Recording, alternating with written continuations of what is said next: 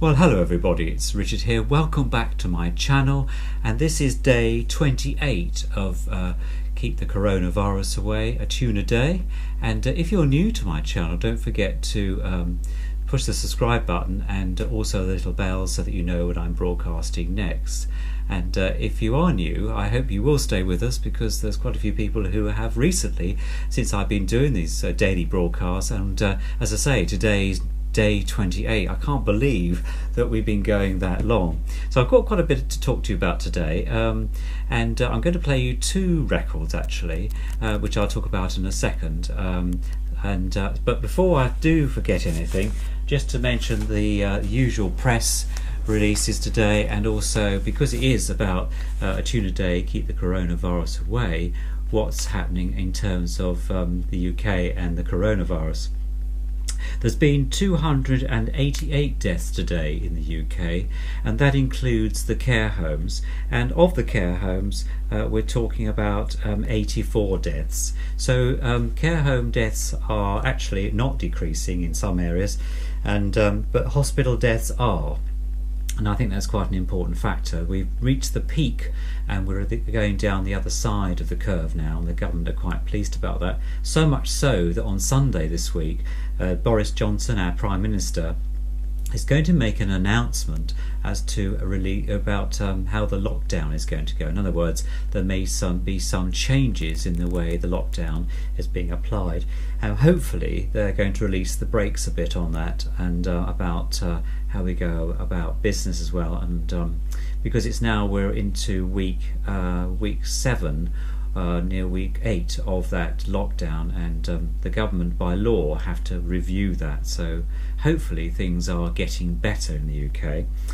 The Isle of Wight, which is an island near the UK, just off and part of the United Kingdom, is being used to test this new app that's going to be rolled out, hopefully with all going well.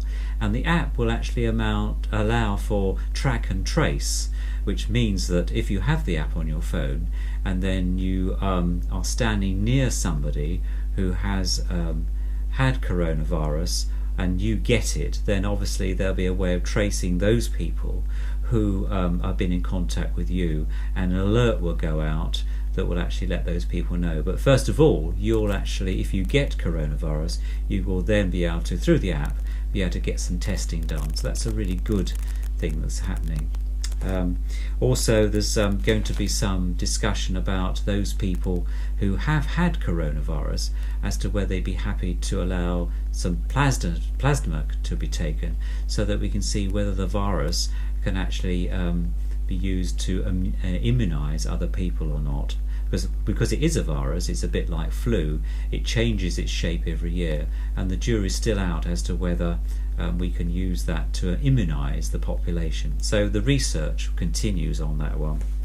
So yeah, just thought I'd mention that. I didn't get the Telegraph today, I had the Times instead. But also, just on the TV front, I've been watching a very interesting drama called Normal People. And it's played on iPlayer, so if you're at all interested in the storyline, which Paul Maskell is starring as the young man, and it's a story about two young people who met at school and are coming of age and go to university and following their life. It's for half an hour slots, and it's quite compelling actually, I found it quite interesting and fascinating, and reminded me of my school days in some ways, and the things that used to go on there. Hasten to add, not with myself but with my friends.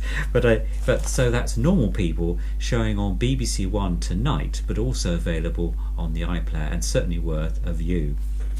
So that's the press. I was really pleased today that I've received my copy of Memory Lane. Memory Lane is the a society that keeps dance band music alive, and particularly around El Boli. And I was pleased to see that in Memory Lane this particular copy has got a story about Sid Phillips, and my friend Jonathan Holmes has written a very good article, which I haven't started reading all of yet, but it's a really good article about Sid Phillips there. But also one of my other friends in here, where are we, let's find him, and that is about Bert Reed, and Peter Wallace has written an extremely good article in here. Some of the music I've played to you on the CD player, the Sony CD player, has come from this society, and it's only £15 a year, and certainly you get 4 updates, and also of course you'll then know what's happening in the Memory Lane Society world, like we have the annual event which is at the Artists Club in London. Also there's normally the El Bowley Walk around London, both of which of course the one in October we hope will happen, but we don't know, but certainly the walk around London for all the dance band places has been postponed because of the coronavirus. But this magazine's a real must if you're a dance band buff and you like that music from the 30s through to the 40s. It's real excellent, and it's got some really good articles in there, so I'd certainly recommend that to you. Andrew, one of my viewers on this channel, made a really good comment yesterday when I was talking about the, let me just find that, I was talking about the label on the record I played yesterday, which was Oh Ain't It Grand to Be in the Navy, and I was saying that the label on the HMV label, this red one in fact was the more upmarket one. And in fact Andrew has actually put me right on that, because it's not. This was the cheaper label apparently, because there was an austerity times during the 30s when this record came out. And also I found an extremely good article. I did a bit of research today, and I have this book called Sound Recordings by Peter Copeland, which I bought back in 2010, and in here it has an extremely good article about all the different types of record labels that you can, and tells you exactly what they're about. And certainly that backs up what Andrew was saying about the red label there, which is that one there. But it's an extremely good book. It's all about recordings right the way through to tape recorders as well as gramophones and CD players. And I bought this from Les Smith back in, where is it, 2010? Yes, March the 1st, 2010. I've still got the receipt there and the letter that he's put in with it. So it's certainly worth getting a copy of that. And you know, and it was from Talking Point Antiques, gramophone specialists in West Yorkshire. I must have found that online, or somebody suggested that I buy it. But it's been a real good book in my collection when I'm doing some research out there. So that's that. Thought I'd mention that. And also I found an extremely nice picture in yesterday's magazine, the Sunday Times magazine, of Vera Lynn. There's an article about VE Day, and we're going to be talking about VE Day in a moment, but extremely nice article about Vera Lynn, and there's a lovely picture with her daughter there, who's her daughter Virginia, that's her daughter there, and also when she was singing in the forces. So I've put a picture of that on the video as it plays, so you can see that. But this is extremely good articles in here about VE Day, and I thought that'd be worth a mention. So today I'm going to play you Down at the Hole in the Wall. Again, it's with Jack Hylton and Arthur Askey, and this is on the HMV label DB765, and I'm going to play that on the Decca 130 over there. And I've actually managed to improve the sound quality by popping the microphone actually into the horn this time. Sometimes there's a bit too much sound, but on this particular record it does sound quite good, so I haven't had to modulate the sound too much this time.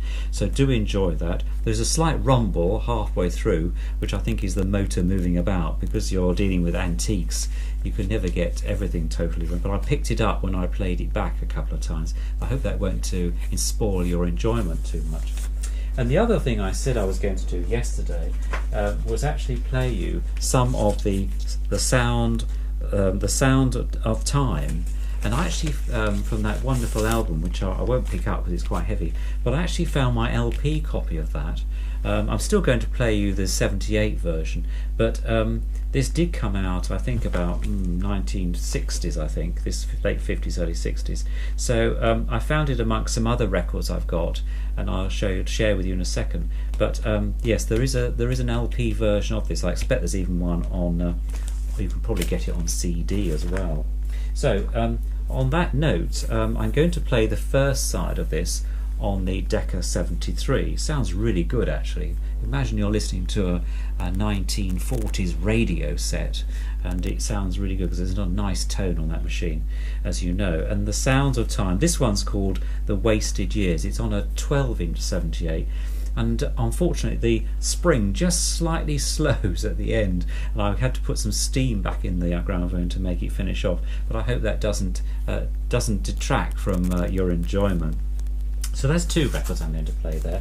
I was going through my collection of stuff from because you know I've got an interest in the war, and I found this record here, and it's called Victory in Europe 1945, and it's really quite interesting. It's got lots of sound clips on here from Field Marshal Montgomery, Ian Wilson, Chester Wilmot, Richard Dimbleby, Winfried Vaughan Thomas, Stuart McPherson, Robert Barr, Winfried Vaughan Thomas again, and so yeah, it tracks the sort of victory in Europe. And I thought, well, actually we're celebrating victory in Europe this week, so I thought perhaps I might play some of those clips if they're not already covered in the Sounds of Time. But it's a very good album, that one. There's also some Churchill speeches, which I've got here. This one, Winston Churchill speeches, and there's a lovely picture signed by Winston Churchill on the front cover here on the Decca. And I've actually got a whole box set, which is very heavy. This one here, this is actually embossed. These are all LPs. I've got the whole set of his speeches from 1918 to 1945, including the famous speech that he made about we'll never surrender, which these were recorded, of course, after he'd made all the speeches, but the commentary is there with it. And this set put me back quite a bit a few years ago, but I have a thing about Churchill because he's one of our greatest leaders, and he was voted the greatest leader of all time some years ago. And so I really like this, and I keep this in a special place. So luckily I found it within the record cabinet there, but it might be worth playing some of that at some point. But I just thought I'd mention that in passing. Weighs a ton, even though it's LP. And the other one I've got here is the State Funeral of Sir Winston Churchill. Let me just take this out. This was the State Funeral record here, and it's this album here, and it comes with all the photographs. This is the 30th of January 1965 he died, and all about the running order of that, the service order, and also some very nice photographs at the end there. So I have played that, I think, twice there, so very nice album. But again, that was something I've had in my collection for a while, but it's well worth a listen. And last but not least is Richard Dimbleby, the voice of Richard Dimbleby, original extract from some of his most famous radio and TV broadcasts, introduced by Winfried Vaughan Thomas. Again, this is a very nice one. There's the famous one where he enters Belsen, the concentration camp in Germany, and how appalled he was by the state of the prisoners there, yeah, you may have heard that before on some of this on the film clip. But another great record. Certainly recommend you getting hold of that if you're interested at all. So I think that's about all for today. Enjoy listening to Arthur Askey and Jack Hylton, and also enjoy listening to the first side of the Sounds of Time, 1934 to 1949. And I'll see you all tomorrow. Look forward to your comments, and keep them coming. Thank you for everybody who has commented, and thank you for viewing as well. And stay safe, and I'll see you all tomorrow. Take care. All the best. Bye for now. Tune of the day on the HMV label, Down at the Hole in the Wall, Arthur Askey and Jack Hylton and some of his boys. Enjoy.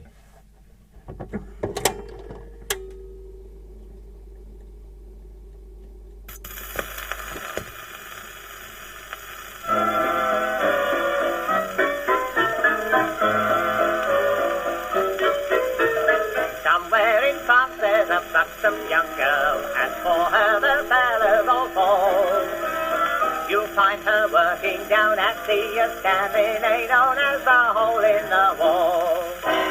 Down at the Hole in the Wall. down at the hole in the wall. You'll have a drink, I'll have a drink, they'll have a drink, all have a drink down at the hole in the wall.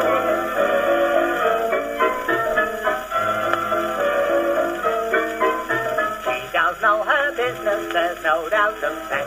She flutters about like a moth. And when she is busy, you can't talk to Lizzie. The poor girl is covered with froth.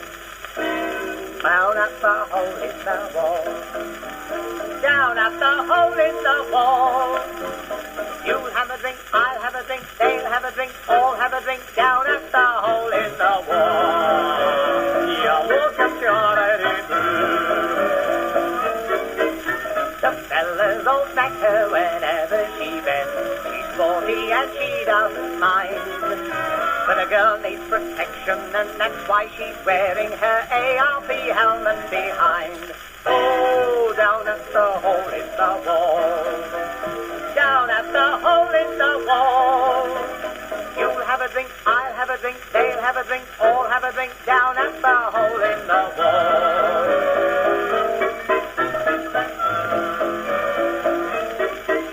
She's going tonight to a fancy dress ball.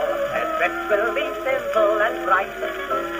She said that it's made out of cellophane strips, so we'll see more of Lizzie tonight.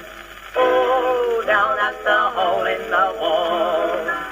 Down at the hole in the wall. You'll have a drink, I'll have a drink, they'll have a drink, all have a drink down at the hole in the wall. That was me singing in two voices, believe it or not. The beer is so wonderfully strong, there's no doubt. A soldier found out very soon. For when the corporal walked into the parlour, he thought he could see a platoon. Oh, down at the wall in the hole. Down in the wall in the hole. You'll have to down at the wall in the hole. Oh, down at the hole in the wall. Down at the hole in the wall. You'll have a drink, I'll have a drink, they'll have a drink, all have a drink down at the hole in the wall. The song I've just sung you is entitled The Hole in the Wall. And there you go.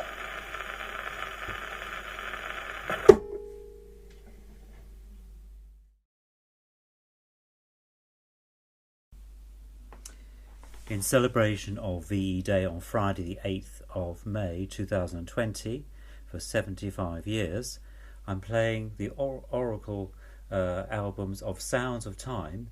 This is entitled The Wasted Years. Enjoy.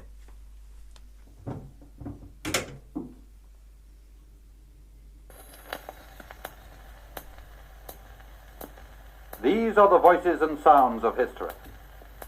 When the world was young, men depicted the story of their conflicts and triumphs on the walls of caves. Later came the printed word. Now we bring you a chronicle of sound, a sound history of our times. Washington, April 1949, and the voice of Harry S. Truman, President of the United States of America. In this treaty, we seek to establish freedom from aggression and from the use of force in the North Atlantic community. In Washington, the foreign ministers of 12 free nations were signing the North Atlantic Pact.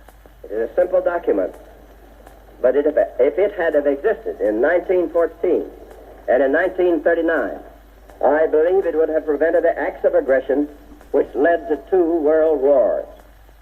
If it had existed then. Come back to London. On an evening in January 1934, and to the voice of H.G. Wells, prophet of the atomic age, prophet of things to come. A sort of spasm of nationalism has contracted men's minds. The answer to whither Britain amounts practically to this: drifting with the rest of mankind towards catastrophe. To the helm of that drifting ship came first a Scotsman, Prime Minister Ramsay MacDonald. Peace is the supreme need of the time. MacDonald flirted with peace. In 1935, his successor, Stanley Baldwin, pursued her with heavy English platitudes.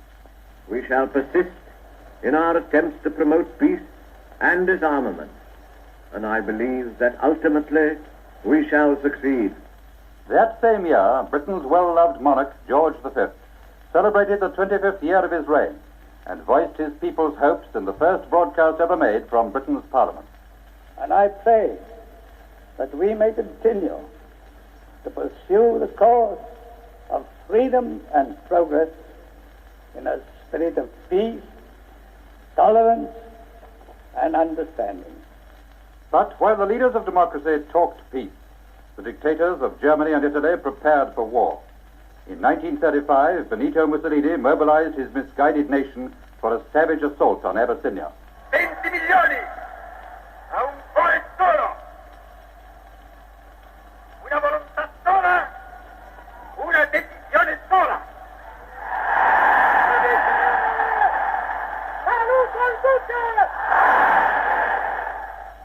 Aviation was making new conquests of space and time. Years later, men were to curse and bless the achievements of flyers such as Wiley Post, Amy Johnson, and Amelia Earhart. My flying was done entirely in the cockpit. That is, I depended on instruments alone to tell me the position of my plane in space. In 1937, the dirigible Hindenburg crossed the Atlantic in less than 48 hours. As the massive airship loomed over its mooring post at Lakehurst, New Jersey, men's faith in these craft seemed to be vindicated. Then, in a split second, came disaster. Listen now to one of the most dramatic records in the history of sound. American radio commentator Herb Morrison is watching the Hindenburg's arrival. It's starting to rain again. The rain had slacked up a little bit. The back motors of the ship are just holding it just enough to keep it from... It bursts into flames. Wait, get it started. It's fighting, and it's crashing. It's crashing terrible. Oh, my, get out of the way, please. It's bursting into flames, and it's falling on the mooring mast and all the folks between us. This is terrible. This is one of the worst catastrophes in the world. Oh, it's like 400 or 500 feet into the sky, and it's a terrific crash, ladies and gentlemen. The smoke and the flames now, and the frame is crashing to the ground, not quite to the mooring mast. All the humanity and all the passengers screaming around me. I told you, I can't talk to people whose friends are on there.